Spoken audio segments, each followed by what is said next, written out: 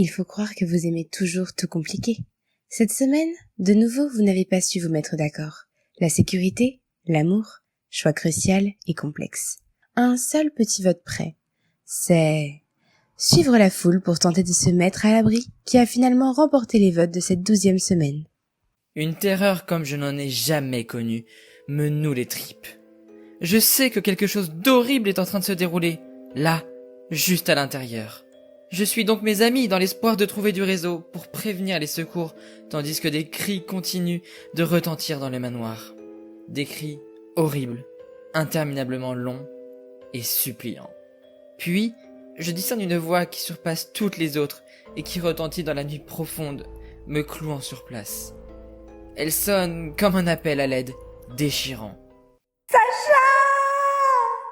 Cette voix, je n'ai beau la connaître que depuis quelques heures, elle a complètement marqué mon esprit d'un lien anormalement fort.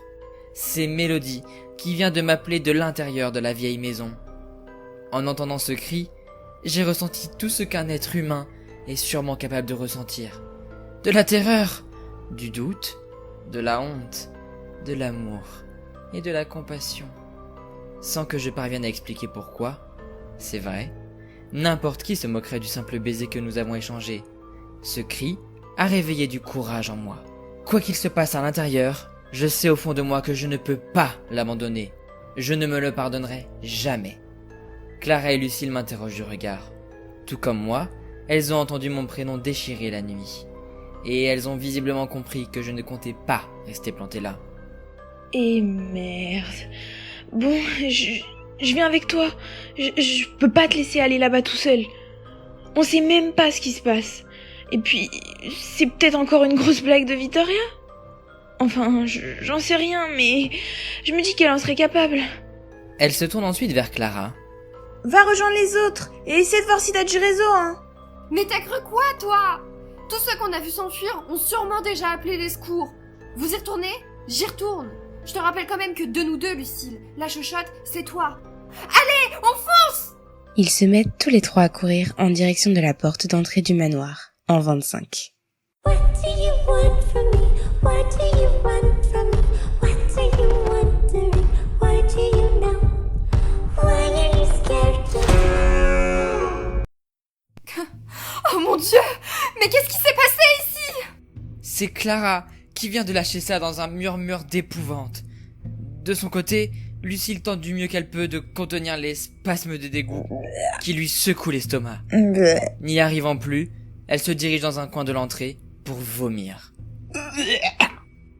Ce qui s'est dévoilé à nos yeux au moment où nous avons franchi le seuil de la porte est une vraie scène d'horreur. Dans toute la pièce règne une odeur abominable, celle du sang. Il fait relativement sombre, de nombreuses bougies ayant été soufflées par l'air qui s'est engouffré à travers la porte ouverte. Nous arrivons tout de même à tout distinguer, dans les moindres détails. Le spectacle qui se dresse devant nous trois est insupportable à regarder.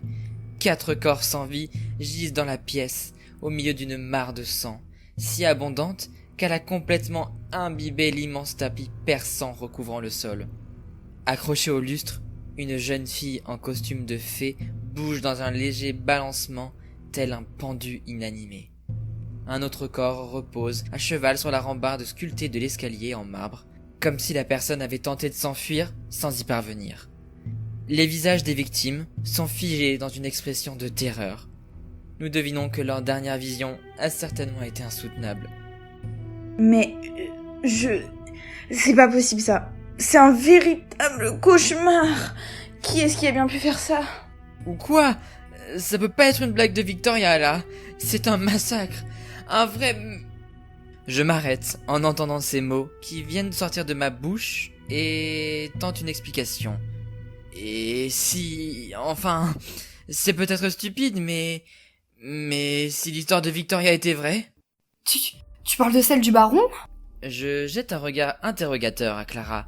Après tout, elle et Lucille n'étaient pas dans le salon pour écouter l'histoire de Victoria sur le manoir. Durant ce bref moment, seul résonne autour de nous le grincement sinistre du lustre. Ne me regarde pas comme ça. Après son pitch, tu te doutes bien que tout le monde n'a parlé que de ça toute la soirée. Ils arrêtaient pas de dire qu'ils entendaient des bruits et ils essayaient de se foutre la trouille après.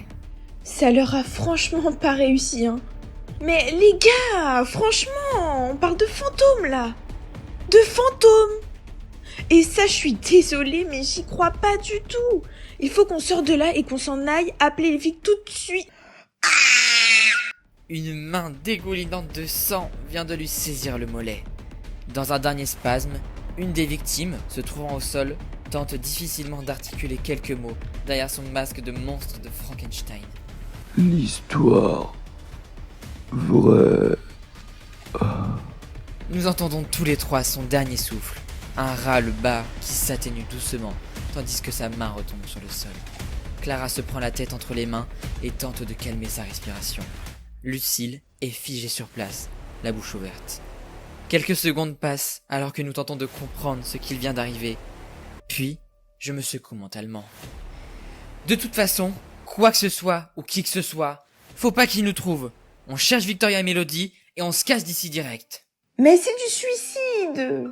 Comme mes amis, je suis terrorisé. Mais je ressens aussi quelque chose d'autre à l'intérieur de moi. Une espèce de courage étrange et sûrement totalement irresponsable qui me pousse à braver le danger qui rôde là, quelque part, dans le manoir. Victoria et Mélodie sont encore en vie et attendent qu'on vienne les sauver. J'en suis certain.